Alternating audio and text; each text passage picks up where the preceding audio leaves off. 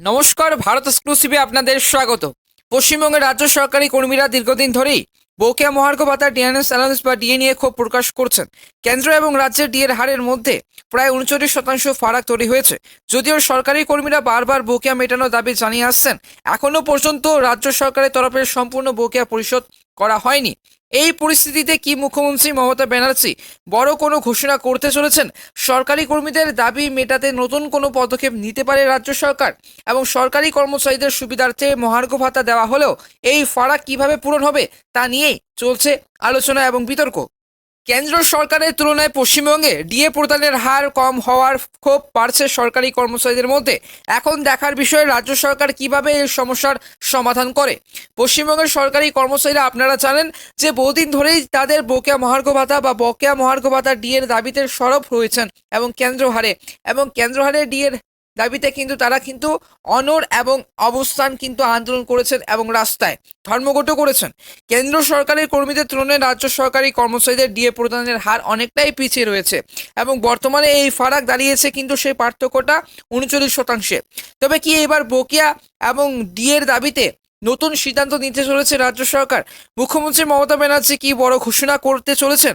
সরকারি কর্মচারীদের দাবি দীর্ঘদিন ধরেই রাজ্য সরকারি কর্মচারীরা তাদের প্রাপ্য বকেয়া পরিশোধ করা হয়নি এবং তাদের প্রাপ্য পরিশোধ করা হয়নি কেন্দ্র হারে ডিএ দাবিতে। তবে এই মুহূর্তে কেন্দ্র সরকারের সঙ্গে সামঞ্জস্য রাখতে তারা বারবার দাবি তুললেও তা কার্যকর হয়নি।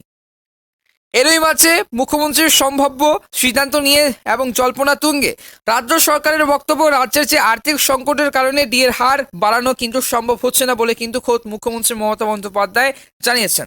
তবে কর্মচারীদের দাবি এটি তাদের ন্যায্য অধিকার, কেন পাবেন না এবং রাজ্য সরকারি কর্মচারীরা কেন পাবেন না সেই কেন্দ্র হারে ডিএ, এবং সরকারি কর্মচারীদের বক্তব্য এবং রাজ্য সরকারের যে প্রতিক্রিয়া নিয়ে আগামী কিছুদিনের মধ্যে হয়তো পরিষ্কার হবে পরবর্তী পদক্ষেপ।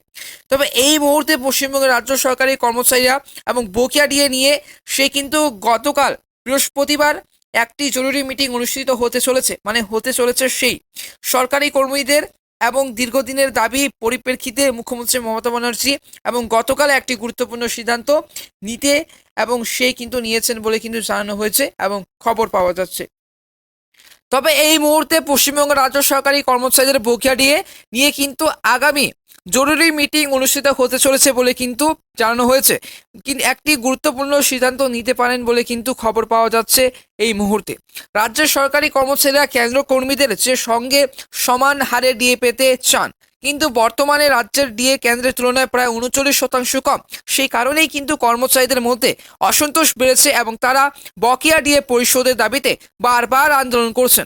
আজকের এই মিটিংয়ে রাজ্য সরকার কর্মীদের ডিএ বৃদ্ধির বিষয়ে এই যে কোনো ঘোষণা করবে কিনা এবং তা নিয়ে সেই সব দৃষ্টি থাকবে। রাজ্য সরকারের পক্ষ থেকে এখনো পর্যন্ত কোনো নির্দিষ্ট সিদ্ধান্ত না আসলেও আজকের মিটিংয়ে পরিস্থিতির সেই পরিবর্তন হতে পারে জানানো হয়েছে। এই মিটিংয়ের ফলস্বরূপ রাজ্য সরকারি কর্মচারীদের জন্য বড় কোনো সুখবর আসবে কিনা সেটাই এখন দেখার বিষয়। অবশ্যই সাবস্ক্রাইব করুন ভারত এক্সক্লুসিভ এই বিষয়টির সকল আপডেট পেতে। ধন্যবাদ।